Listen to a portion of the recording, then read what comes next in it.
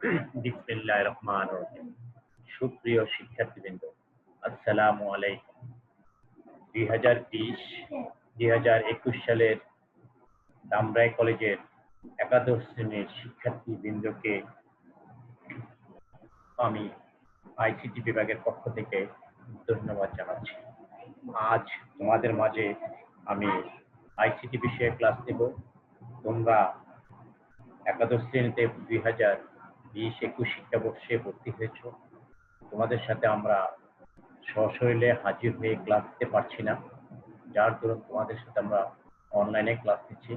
সেই অনলাইনে ক্লাসের প্রেক্ষিতে আজ আমি তোমাদের মাঝে একাদশ শ্রেণীর শিক্ষার্থীদের জন্য আইসিটি বইয়ের দ্বিতীয় অধ্যায়ের প্রথম ক্লাসটা আবার রিপিট করছি। তার আগে আমি তোমাদের সাথে কিছু কথা বলবো। ধামরাই কলেজের একাদশ শ্রেণীর শিক্ষার্থীবৃন্দরা আইসিটি বিষয়টা মূলত একটা বই থাকবে। এটা দ্বিতীয় পত্র প্রথম পত্র আলাদা কোনো বই নেই। একটা বই আমাদের 2 বছর পড়তে হবে একাদশ শ্রেণী ও দ্বাদশ শ্রেণীতে, এবং এই বইটিতে আমাদের 6টি চ্যাপ্টার আছে। সেই 6টি চ্যাপ্টার আমরা 2 বছর তোমাদেরকে পড়াবো, এবং আমরা তোমাদেরকে 2 বছর আমরা আমাদের 3জন স্যার তোমাদের মাঝে কলেজ থেকে পড়াবো। আমি ছাড়াও আর 2জন স্যার আছে, 2জন স্যারের পরিচিতি আমি তোমাদেরকে দিব। তার আগে এই করোনাকালীন সময়ে তোমাদের অনেক কষ্ট হচ্ছে, তোমরা কলেজে আসতে পারতেছো না, যে যার বাসায় অবস্থান করছো, এবং যে যার বাসায় অবস্থান করে স্বাস্থ্যবিধি মেনে আমাদের অনলাইন ক্লাসের কার্যক্রমে তোমরা স্বতঃস্ফূর্তভাবে অংশগ্রহণ করবে, এই আশাবাদ আমরা ব্যক্ত করে দিচ্ছি। কারণ তোমাদের এখন সশরীরে কলেজে এসে ক্লাস নেওয়ার মতো অবস্থা এখনো তৈরি হয় নাই। সেই পরিপ্রেক্ষিতে আজকে আমি তোমাদের মাঝে এই দ্বিতীয় অধ্যায়ের কমিউনিকেশন সিস্টেম ও নেটওয়ার্কিং এর প্রথম ক্লাস নিচ্ছি। আমি গতদিনও একটি প্রথম ক্লাস ছিলাম, কিন্তু সেই ক্লাসটা পুরোপুরি পরিপূর্ণতা পায় নাই বলে আবার আমি আজকে তোমাদের সাথে দ্বিতীয় অধ্যায়ের প্রথম ক্লাসটা নিচ্ছি। আমি মোহাম্মদ কাজিম খান আবুল্লাহ। আমি ধামরাই কলেজের সহযোগী অধ্যাপক হিসাবে আছি, এবং বিভাগীয় প্রধান তথ্য ও যোগাযোগ প্রযুক্তি, ধামরাই সরকারি কলেজ। আমি আজ তোমাদের মাঝে দ্বিতীয় অধ্যায়ের প্রথম লেকচারটি দেব। তার আগে আমি আমাদের বিভাগের যে 3জন স্যার আছে তাদের পরিচিতিটা একটু দিব। এটা হলো আমাদের কলেজের সায়েন্স ভবন। সেই ভবনে দ্বিতীয় তলায় আমাদের কম্পিউটার ল্যাব। সেই ল্যাবে আমাদের প্র্যাকটিক্যাল হবে, মাঝে মাঝে ক্লাস হবে। আমি মোহাম্মদ কাজিম খান।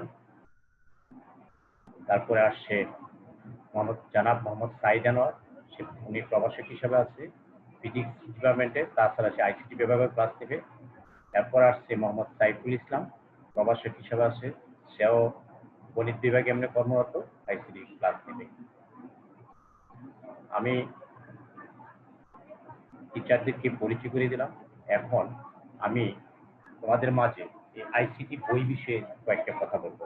আমরা প্রতি বছরই আইসিটি বইয়ের 2-3টা রাইটারের বই তোমাদেরকে সহায়ক হিসেবে বলে থাকি।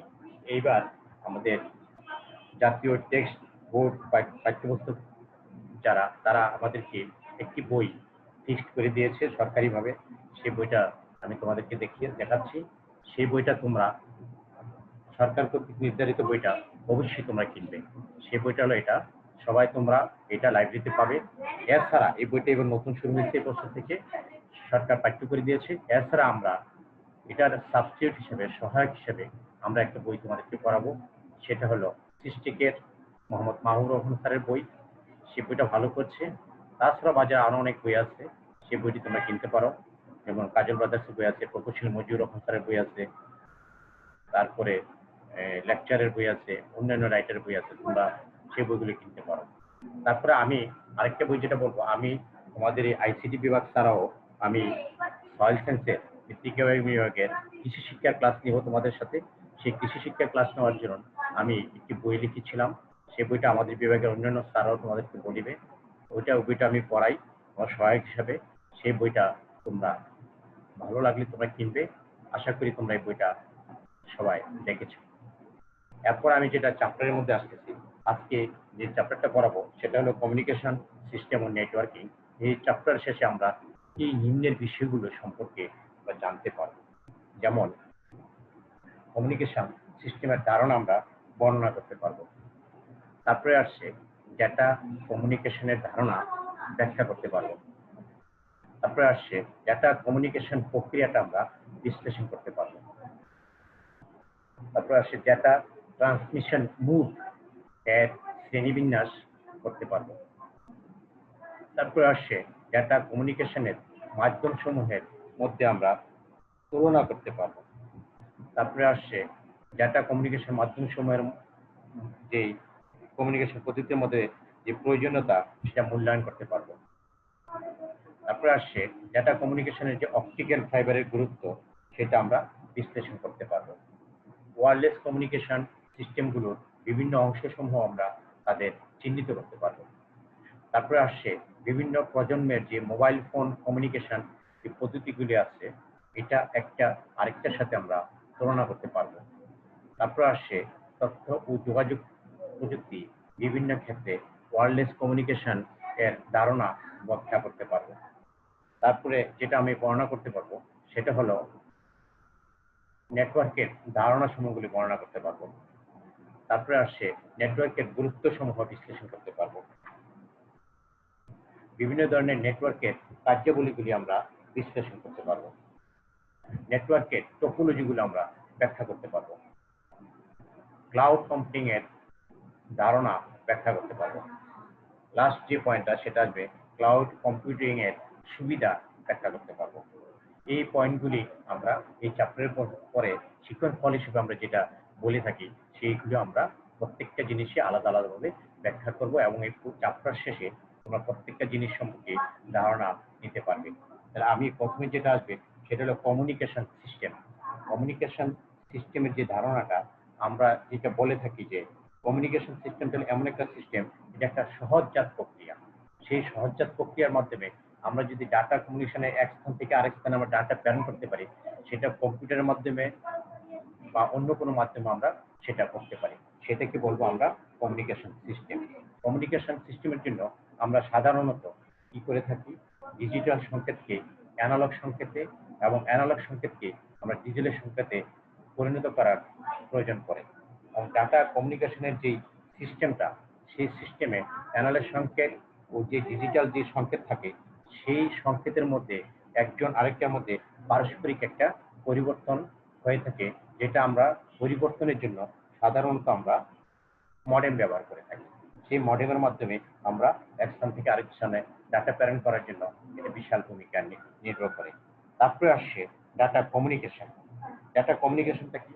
ডাটা কমিউনিকেশনটা হলো কম্পিউটারের কিংবা অন্য কোনো যন্ত্রের সাহায্যে যদি আমরা ডাটা সমূহ এক স্থান থেকে অন্য স্থানে কিংবা এক হতে অন্য ডিভাইসে স্থানান্তর যে প্রক্রিয়া করি সেটা কি বলবো আমরা ডাটা কমিউনিকেশন। তারপরে আসছে যে বলতেছে এই প্রক্রিয়া কমপক্ষে দুই পক্ষের মধ্যে ডাটা সমূহ আদান প্রদান করে থাকে। এই আদান প্রদান করার ফলে আমাদের ডাটা এক স্থান থেকে আরেক স্থানে সহজে পেয়ে থাকি। এরপর যেটা আসছে যে ডাটা কমিউনিকেশনের যে উপাদান সেই উপাদান আমাদের পাঁচটা ধরা হয়। প্রথমে যেটা বলা হয় সেটা হলো উৎস, যেটা আমরা ইংলিশে বলি সোর্স। তারপরে আসছে যেটা প্রেরক, আমরা যেটা জিনিস পাঠাই সেটা হলো ট্রান্সমিটার বলি অথবা সেন্ডার বলি। তারপরে আসছে আমাদের কমিউনিকেশন চ্যানেল বা মাধ্যম, যেটা আমরা মিডিয়াম হিসেবে ধরি। তারপরে আসছে গ্রাহক বা প্রাপক অথবা অবলিক আসতেছে রিসিভার। লাস্ট যে পয়েন্টটা সেটা আসছে গন্তব্য অথবা ডেস্টিনেশন। এই পয়েন্ট প্রত্যেকটা আমি একটু তোমাদের কাছে আলাদা আলাদাভাবে বর্ণনা করবো।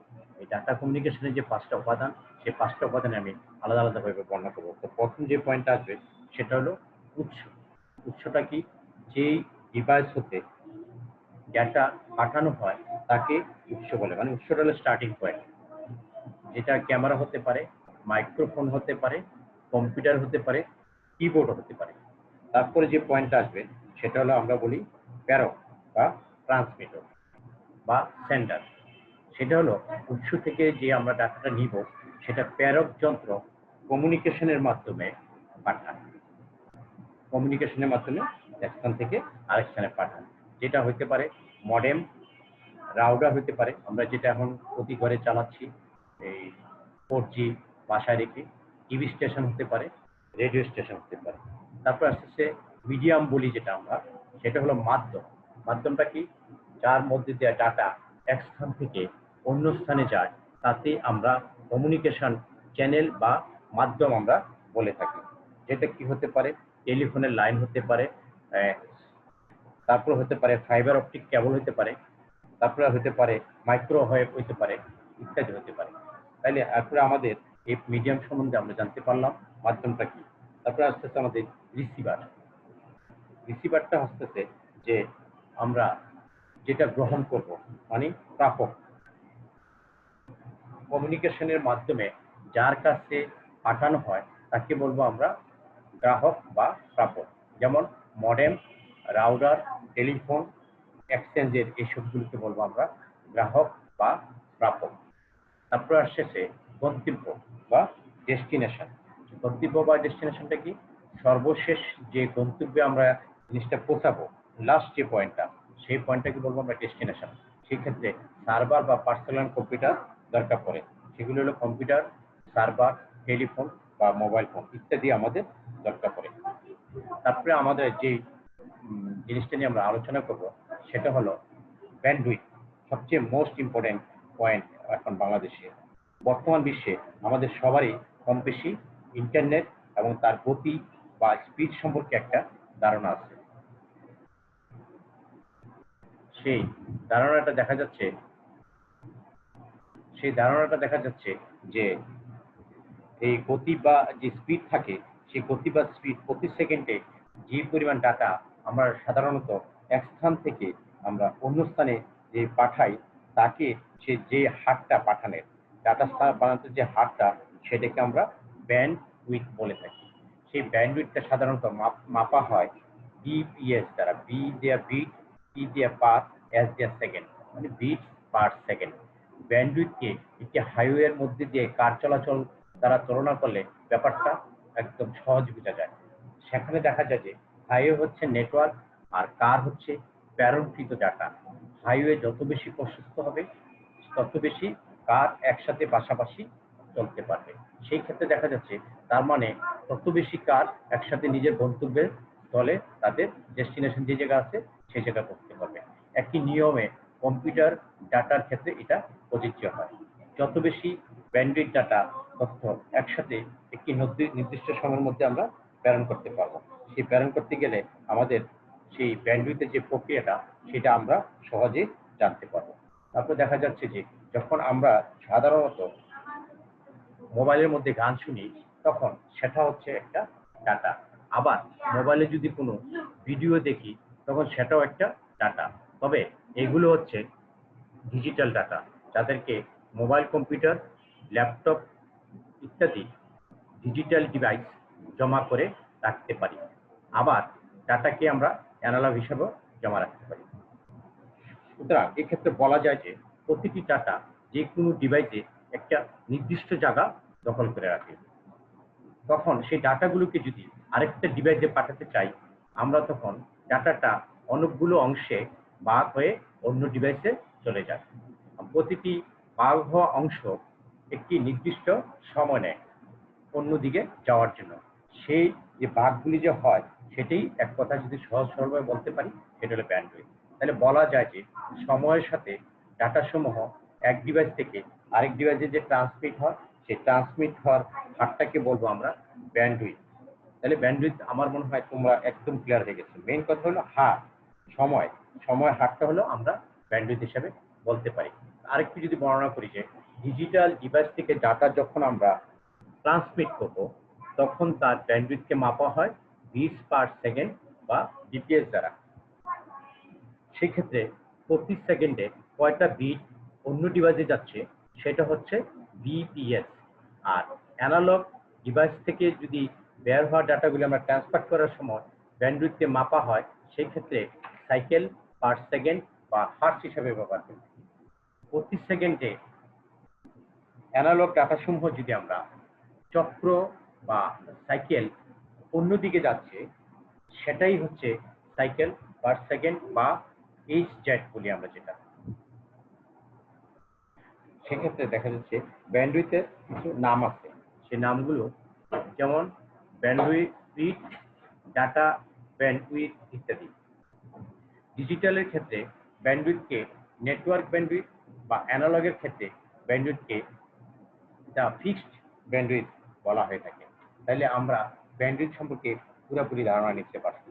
ব্যান্ডউইথটা হলো এক কথা যেটা বলে থাকি, একটা কমিউনিকেশন নেটওয়ার্কের ব্যান্ডউইথ যেখানে প্রচুর যন্ত্রপাতি ব্যবহার হবে সেটা মিডিয়ামের উপর নির্ভর করে থাকবে, সেই নির্ভর করার ফলেই সেই জিনিসটা ক্লিয়ার হতে থাকবে।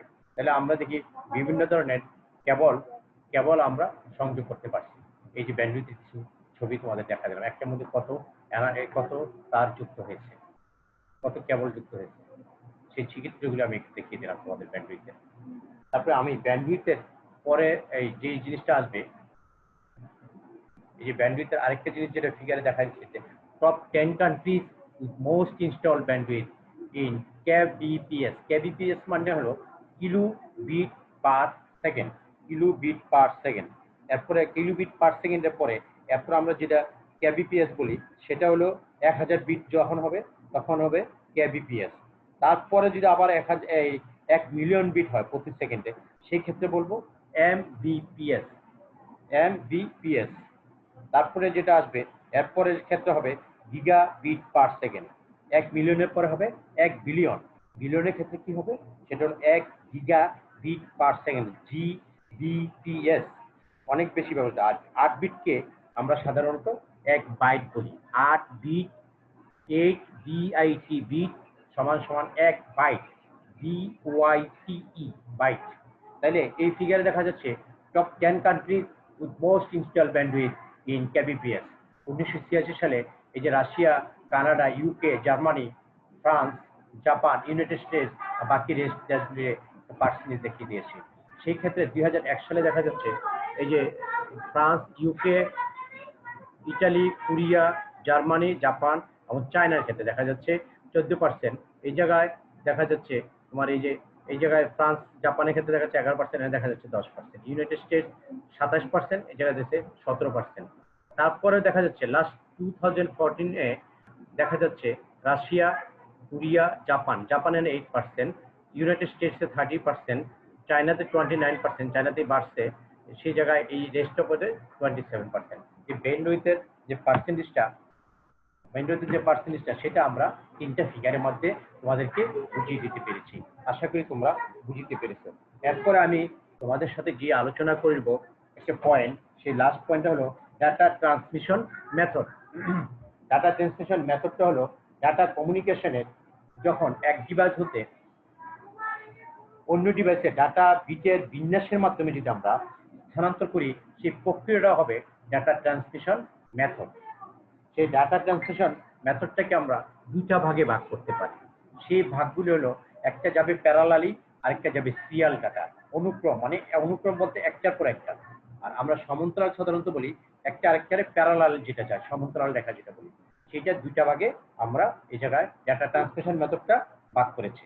তাহলে আমরা ডাটা ট্রান্সমিশন মেথডটা হলো কি, যে ডাটা কমিউনিকেশনে এক ডিভাইস হতে অন্য ডিভাইসে ডাটা বিটের বিন্যাসের মাধ্যমে যে স্থানান্তর প্রক্রিয়াকে ডাটা ট্রান্সমিশন মেথড আমরা বলে থাকি। তাহলে আমরা সমান্তরাল বা প্যারালাল ডাটা ট্রান্সমিশন, আরেকটা বলছি যে অনুক্রম বা সিরিয়াল ডাটা ট্রান্সমিশন। তাহলে আমরা যদি প্যারালাল ডাটা ট্রান্সমিশনটা একটু বলি, যে প্যারালাল ডাটা ট্রান্সমিশনটা কি, সেই প্যারালাল ডাটা ট্রান্সমিশনটা হবে যে বিটের স্তর ওই যে বলতে শেষ বুঝাতে না পারলে প্রাপক কম্পিউটারে সেই সিগন্যাল থেকে ডাটা সাধারণত পুনরুদ্ধার করতে পারে না। এই সিগন্যাল পাঠানোর সময় বিভিন্ন বিটের মধ্যে সমন্বয়ের জন্য এই যে পদ্ধতিটা হয় সেটাকে আমরা আরেকটা টপিক আছে বিট সিনক্রোনাইজেশন। বিট সিনক্রোনাইজেশনের যে বর্ণনাটা সেটা আমরা নেক্সট ক্লাসে তোমাদেরকে বলবো। বিট সিনক্রোনাইজেশনটা আবার বলে কি, যে ট্রান্সমিশন যে পদ্ধতিটা এটার উপর ভিত্তি করে 3টা ভাগে ভাগ করছে। সেটা হলো এসিনক্রোনাস ট্রান্সমিশন, সিনক্রোনাস ট্রান্সমিশন আর হলো আইসোক্রোনাস ট্রান্সমিশন। এই 3টা প্রক্রিয়া তোমাদেরকে আমি নেক্সট ক্লাসে আলাদা আলাদাভাবে বুঝিয়ে দিব। এখন তাহলে আমি প্যারালাল ডাটা ট্রান্সমিশনটা কি সেটা আমি তোমাদেরকে বলছি। প্যারালাল ডাটা ট্রান্সমিশনের যে গ্রাফ চিত্রটা দেখাই দিচ্ছে, যে ট্রান্সমিশন মোডটা প্যারালাল ও সিরিয়াল। এই সিরিয়ালের যে তিনটা ভাগ সেটা হলো বিট সিনক্রোনাসের উপর ভিত্তি করে এই তিনটা ভাগে ভাগ করেছে। একটা হলো এসিনক্রোনাস, আরেকটা হলো সিনক্রোনাস, একটা হলো আইসোক্রোনাস। এখন যে প্যারালাল যে ডাটা ট্রান্সমিশনটা, সেই প্যারালাল ডাটা ট্রান্সমিশনের যেই বর্ণনাটা কি বোঝাচ্ছে আমরা একটু বলি, যে প্রেরক ও প্রাপকের মধ্যে যদি সমান্তরালে ডাটা চলাচল করে তাকে আমরা সমান্তরাল ডাটা ট্রান্সমিশন বলে থাকি। ডান দিকে যে চিত্রটা কলম দিয়ে আঁকা আছে কত সুন্দরভাবে দেখো।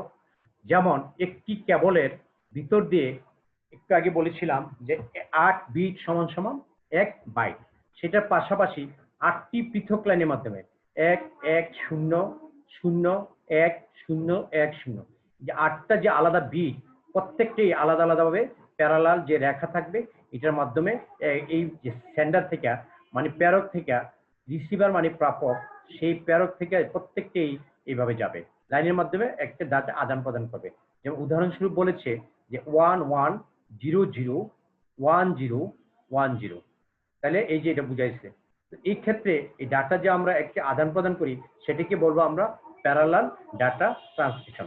প্যারালাল ডাটা ট্রান্সমিশনের সুবিধা কি, যে প্যারালাল ডাটা ট্রান্সমিশন পদ্ধতিগুলো দ্রুত গতি সম্পন্ন হয়, কারণ একসাথে আমরা অনেকগুলো বিট যুগপৎভাবে চলাচল করতে পারে।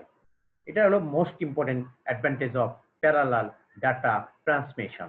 তারপরে যেটা অসুবিধা হিসেবে বলতে পারি, প্যারালাল ডাটা ট্রান্সমিশনের যে অসুবিধা, একসাথে n বিট ডাটা ট্রান্সমিশন করার জন্য পৃথক nটি মানে একটার জন্য পৃথক একটা লাইন দরকার হয়, যা আমাদের ব্যয় সাপেক্ষ হয়ে যায়। যেমন একের জন্য এই একের এই লাইনটিতে যাবে এক, আবার অন্য কোনো লাইন এই একটা অন্য কোনো লাইনে যেতে পারবে না। এটাই বলছে যে এটা ব্যয় সাপেক্ষ। প্যারালাল প্রিন্টার পোর্ট ও কেবল ব্যবহার করে কম্পিউটারের সাথে সেই প্রিন্টারের সংযোগ দেওয়া হয়, প্রিন্টার পোর্ট আর কেবল ব্যবহার করে। তাহলে এরপরে যেটা দেখাচ্ছি যে প্যারালালের যে ফিগারগুলি, সেন্ডার এই যে কলম দিয়ে আঁকাচ্ছি যেটি 1 1 0 0 1 0 1 0, সেন্ডার প্রত্যেকটা আলাদা আলাদাভাবে পেয়েছে প্যারালাল ডাটা ট্রান্সমিশন। সেই সেম এভাবে এই লেখাগুলো মাঝে দেখাই দিচ্ছে, সেন্ডার থেকে রিসিভার গ্রহণ করছে। চিত্রটা একদম তোমার ক্লিয়ার হয়ে গেছে, দেখো স্টার দিয়ে প্রত্যেককে আলাদা আলাদাভাবে দেখা যাচ্ছে। তারপরে আমাদের এরপরে যেটা আসবে সেটা হলো এই যে প্যারালাল থেকে আবার একটা ফিগার দিয়ে দেখিয়ে দিয়েছে যে ট্রান্সমিটার হলো প্রেরক, রিসিভার হলো প্রাপক। Parallel data transmission transmit all bits in parallel, all bits প্রত্যেকটা বিটস আদান প্রদান হয়, এই জায়গা থেকে এই জায়গায় যাবে, এই জায়গা থেকে এই জায়গায় আসবে। তাহলে আমরা প্যারালাল ডাটা ট্রান্সমিশনটা একদম ক্লিয়ার হতে পারছি, আর বুঝার কোনো সমস্যা হওয়ার কথা না। এরপর আসছে আমাদের serial data transmission. Serial data ট্রান্সমিশনটা হলো যেটা, সেটা হলো যে আমরা যদি একটা প্রেরক ও প্রাপকের মধ্যে ধারাবাহিকভাবে, যেটা আমরা অনুক্রমিক বলি বা সিরিয়াল বলি, একটি বিটের পর আরেকটি বিট চলাচল করে, তখন আমরা তাকে সিরিয়াল ডাটা ট্রান্সমিশন বলবো। সিরিয়াল কমিউনিকেশনের ক্ষেত্রে একটির পর একটি, অর্থাৎ এক বিটে বা 8টা বিট, এক বাইট সমান 8 বিট ডাটা পর্যায়ক্রমে যদি আদান প্রদান হয় তখন তাকে আমরা বলবো অনুক্রম বা serial data transmission. Modem, mouse এবং আরো কিছু ক্ষেত্রে সিরিয়াল ডাটা ট্রান্সমিশন পদ্ধতিতে আমরা ডাটা আদান প্রদান করতে পারি। আমি পরবর্তীতে চিত্রটা দেখাচ্ছি তোমাদের। সুবিধা কি, সিরিয়াল ডাটা ট্রান্সমিশন পদ্ধতিতে ডাটা চলাচলের জন্য মাত্র একটি লাইন বা পথের প্রয়োজন হয়, আলাদা আলাদা লাইন তাদের কখনো দরকার হয় না। ফলে কম খরচ, যেটা একটু আগে বলেছিলাম যে প্যারালালের ক্ষেত্রে খরচ বেশি দরকার হয়, এই ক্ষেত্রে কম খরচে আমরা একটা ট্রান্সমিশন লাইনে অনেক দূর পর্যন্ত আমরা বিস্তৃত করতে পারি। এই পদ্ধতিতে একটি মাত্র লাইন ব্যবহারের কারণে ট্রান্সমিশনে বিলম্বজনিত কোনো সিনক্রোনাইজেশনের প্রয়োজন হয় না। আর অসুবিধাটা কি, যে একই সময়ে একটি মাত্র বিট আমরা স্থানান্তর করতে পারি, ফলে এটি ধীরগতি সম্পন্ন প্রক্রিয়া। এই পদ্ধতিতে উৎস ও গন্তব্য ডেটাকে কোডে রূপান্তরের জন্য বিশেষ কনভার্টর যেমন ইউএআরটি বসাতে হয়, এই বিশেষ কনভার্টর ব্যবহৃত হয়, যা সার্বিক ট্রান্সমিশনের ব্যয় বৃদ্ধি করে থাকে। এই যে RS-232 প্রোটোকল ব্যবহার করে কম্পিউটার ও মডেমের সংযোগ সিরিয়ালে করতে হয়। সেক্ষেত্রে এই ইন্টারকম ব্যবহার করে আমরা কোনো ডিভাইসের সাথে যদি কম্পিউটার সংযোগ দিই তখন এটা বলবো সিরিয়াল ডাটা ট্রান্সমিশন।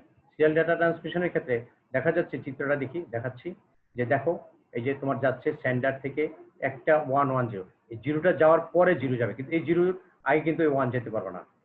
এইভাবে একটা পর একটা যাবে। আরেকটা চিত্রতে ক্লিয়ার হতে পারবা তোমরা, দেখো এই যে এই প্রত্যেকটা এইবার এই জায়গায় ছিল, প্রথমে এই জিরোটা গেছে, এরপরে এই 1টা গেল, এই 1টা গেল, তারপরে এই পরপর 3টা জিরো, তারপরে 1 জিরো, প্রত্যেকটা 8টা বিট একটা ঢুকার পরে এরপর আবার একটা ঢুকবে, এইভাবে একটার সাথে আরেকটার এই প্রক্রিয়া শুরু হবে। তাহলে আমরা আশা করি তোমরা এটা বুঝাইতে পারছি। সিরিয়াল বা সিরিয়াল কমিউনিকেশনের যে এই প্রত্যেকটা ধাপ একটা পর একটা যাচ্ছে সেটা তোমরা ক্লিয়ার হতে পেরেছো। নিচে আরেকটা ভাবে দেখাই দিয়েছে সেম জিনিস, যে D1 D2 D3 D4 D7 এইভাবে বুঝাই দিয়েছে 8টা, সেভাবে ডেস্টিনেশন এবং সোর্স থেকে ডেস্টিনেশনে পৌঁছাচ্ছে। তাহলে আমরা এই জিনিসটা একদম ক্লিয়ার হতে পেরেছি যে প্যারালাল ডাটা ট্রান্সমিশন আর সিরিয়াল ডাটা ট্রান্সমিশন। এখন প্যারালাল ডাটা ট্রান্সমিশন আর সিরিয়াল ডাটা ট্রান্সমিশনের যদি একটু পার্থক্য দেখি, সেটা হলো আমরা সাধারণত ডাটা ইজ বলছে transmitted bit after the bit in a single line, বলতেছে যখন ডাটা একটাতে আরেকটা ডাটা ট্রান্সমিট হবে, বলতেছে একটা সিঙ্গেল লাইনে হবে, এটা আলাদা আলাদা হতে পারবে না। সেই ক্ষেত্রে বলছে data is transmitted simultaneously through group of lines, তখন হবে গ্রুপ অফ লাইন্স। এইগুলো ডাটা যেটা কনজেশন হয় মানে পূর্ণতা পায়, সেটা টেক্স প্লেস হয়, স্থানান্তরিত হয়ে যায়। কনজেশন মানে পূর্ণতা পাওয়া। তারপর আসছে ল স্পিড ট্রান্সমিশন মানে যে খুব স্লো স্পিডে যায়, স্থানান্তর হয়, সেটা বলছে ল স্পিড, আর ওটা হলো হাই স্পিড। ইমপ্লিমেন্টেশন যেটা, সেটা হলো বাস্তবায়ন করা হয় of serial link is not an easy task, খুব সহজে এটা সিরিয়ালে এটা করা যায় না, আর এটা করা যায়। এরকম ভাবে নো ক্রস টক প্রবলেম, ওটা হলো cross talk creates interference between the parallel line. তারপর আসছে no effect of inter-symbol interference and noise. এরপর আসছে parallel ports suffer extremely from inter-symbol interference and noise.